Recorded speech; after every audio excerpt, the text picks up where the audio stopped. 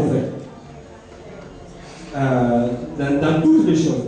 Le plus proche au niveau de sa famille et le plus proche au niveau de l'enseignement et de la compréhension qu'il a de l'islam, puisqu'il a une compréhension qui est nette et parfaite, telle que celle du prophète sallallahu alayhi wa sallam. Il a une connaissance parfaite du prophète lui-même. Et cela lui permet forcément une compréhension de l'islam. Il n'a pas de travers ni de mise en doute de l'infaillibilité de l'envoyé, parce que de plus en plus, dans les courants musulmans, on voit qu'il y en a certains qui disent oui, bon, le prophète sallallahu alayhi wa sallam, il était infaillible, mais simplement pas dans sa mission.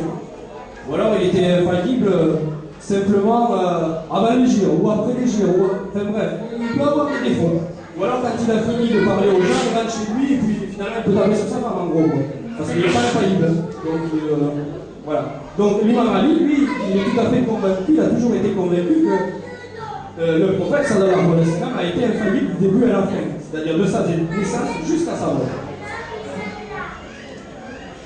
Alors il parle de sa place au niveau du sang.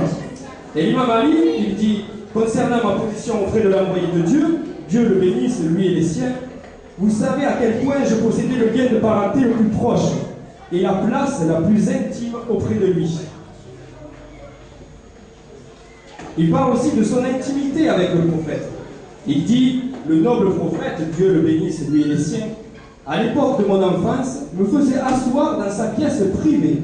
Il me prenait dans ses bras et, parfois, il plaçait les bouchées de nourriture une à une dans ma bouche.